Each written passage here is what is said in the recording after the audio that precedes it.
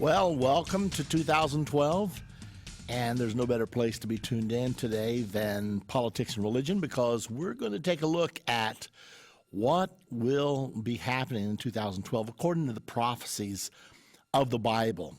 Now, before we actually dive into this subject, tomorrow is the primary elections in Iowa. There's a lot of jostling going on. The polls are saying that it is really too close to call. Romney and Paul are right at the top of the list. The whole political establishment is shaking in its boots at the thought of a Ron Paul presidency, because he's the one guy that really means he would cut all the fat. The rest of them say they will, but they've already got a track record that they won't. So consequently, they're very, very concerned about Ron Paul. Of course, the biggest knock on Ron Paul, everybody is accusing him of being anti-Israeli. So much so that he's had interviews with several major publications recently responding to that accusation. He says, actually, I am the most Israeli of everyone, because let me see if I can give you a little bit of what he had to say. He is the only leader who will stop sending tens of billions of dollars in aid and arms to Israel's Arab enemies, cut off subsidies to companies who do business with Iran, and allow Israel to defend herself as she sees fit without the permission and interference of the U.S. or the United Nations. Of course, Dr. Paul's big issue is that he will cut off all foreign aid. He says it's bankrupting our country. We can no longer afford it, and therefore he is going to cut off all foreign aid, period. And of course, immediately, those of us who love Israel say, wait a minute, you're going to cut off aid to Israel? He said foreign aid is hurting Israel more than it's helping, because we give 4 times as much to her Arab enemies as we do to her. He said, so this is going to be a net gain for the nation of Israel. Well, you got to admit that makes sense. So that does make some sense. The big bottom line question is, what if the existence of Israel were threatened?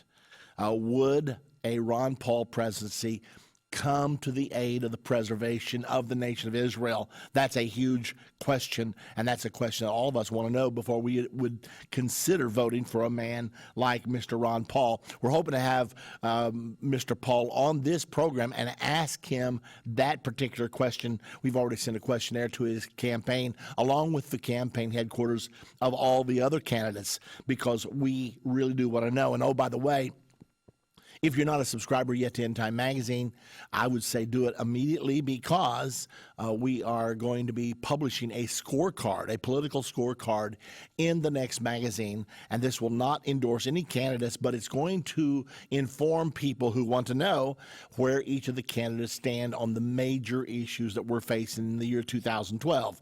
So we have been doing our research. We've developed a chart, and we're going to ask questions, and you'll find out where each candidate stands on each of those critical questions. So it's going to be very important for all of us. We don't need to be shooting in the dark in this election. We need to know exactly what is happening, what is going on. So it's very interesting as we face the elections tomorrow. If Ron Paul is defeated, they're going to say, see, he gave it his best shot. He doesn't have a chance. If he wins, they're going to say, it doesn't mean anything at all. It's only Iowa. So you can see what's happening here, because he's the one who wants to cut $1 trillion from the budget, and everybody believes he will really do that. He's already named 5 cabinet positions that he will eliminate, positions that needed to be eliminated a long time ago, one of them being the Environmental Protection Agency. They have become almost like a Gestapo, in that they can move in and shut businesses down if a business doesn't meet certain qualifications. And also, they are very determined that they will control carbon emissions in this country, which don't hurt anything. That's all a paper tiger. That's a facade. It's a hoax. Doesn't hurt anything. Is not causing global warming. Does not threaten the planet. It was warmer 1,000 years ago by far than it is today. They've uncovered under 12 feet of ice farms that were being farmed in Greenland 1,000 years ago. They didn't have any SUVs then. They didn't have all the furnaces that emit carbon emissions way back then, but yet it was warmer 1,000 years ago, and the world did not end up in catastrophe. This is all a huge hoax that we are being gored with right now, as in Al Gore. So anyway, not trying to besmirch the good name of Mr. Al Gore. However, he has made a huge wealthy living on global warming, even though he puts out nothing but falsehoods. I mean, he said that the oceans would rise by 18 feet within the next 35 years, and the scientist that he quoted was checked with immediately after his speech, and he said, well, I didn't say that. Maybe 18 inches, worst case scenario. Well, 18 inches and 18 feet is a huge difference. But never mind the truth, because what we really want is a one world government, and we want to make a lot of money along the way while we're building our one world government. And how are we going to make that money? By selling you air, by selling you carbon emissions credit, which you will never see, which do not exist. It's all paper. It's all made up. But if they can get a law passed that they can do it, they're already doing it in Europe already right now. And that's what Enron was all about. Enron just got in a hurry and moved too quickly. Enron, if you remember, the stocks just absolutely leaped through the sky, and everybody said, oh, that's the stock to buy.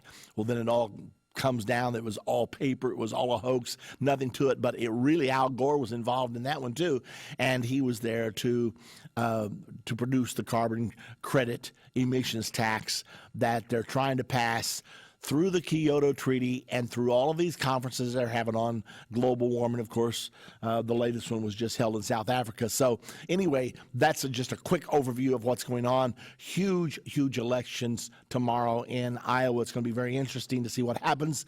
Mr. Rick Santorum is coming on strong. He's the other conservative candidate. Also, every one of the Republican candidates missed the filing deadline. It was either Virginia or West Virginia. I don't recall right off the top of my head right now. Anyway, only Romney and Paul have qualified. All the rest of them have missed the deadline. Now they're wanting to change the law after the fact, because the worst thing they can imagine is Romney and Paul going head to head without all the other conservatives pulling away from Ron Paul the vote, because they think they know what would happen if Romney and Paul met face to face. It would probably be an overwhelming vote for Ron Paul. Well, we don't know that for sure. Anyway, the campaign, anybody but Paul, continues, because he's the one that would bring down the Federal Reserve. He's the one that would put the establishment of economic policy back into the hands of our Congress rather than in the hands of this private club called the Federal Reserve. And even though the name federal's in there, don't let it fool you. There's nothing federal about it. It's all controlled by private stockholders, people that you will never get to vote on, set the interest rates for this country. They set the money supply for this country, and that means they can dial the temperature of this economy up or down. Just like you can operate a thermostat. All they have to do is push interest rates up. What if they raise interest rates 3 points tomorrow? It would throw everything into absolute freeze. If they lowered the interest rates to zero, well, there's so much shaken confidence right now, so many other factors involved, that even that may not get the economy moving, because all the businesses say we're not hiring anybody until we see where this Obamacare is going. Because if we hire a bunch of people and commit to aggressive plans to move forward, and then we're all of a sudden hit with huge new health care costs, we simply cannot take that risk. So everybody's sitting on their money, not borrowing any money. The banks aren't loaning any money because the Fed has put all kinds of new rules in place. You have to add to your liquidity. So all of them are hoarding cash, trying to add to their liquidity. You can't borrow money if you've got the nerve to. And you also don't want to borrow money if you're doing fairly well the way you are. You don't want to get very aggressive. Everybody's in a sit-tight mode, and everybody can feel it. So anyway, that's where we are right now. Okay, big deal coming down tomorrow in Iowa. Also, today on the program, we're going to talk about the two largest possible prophetic fulfillments for 2012. Now, those two are, number one, the Bible prophesies a war that will start from the Euphrates River area, and the result of that war will be World War III, and the total of fatalities will be 2.3 billion. The Bible says 1/3 of mankind, which today calculates out to 2.3 billion. And where are all the events boiling right now in the world? The Middle East, of course.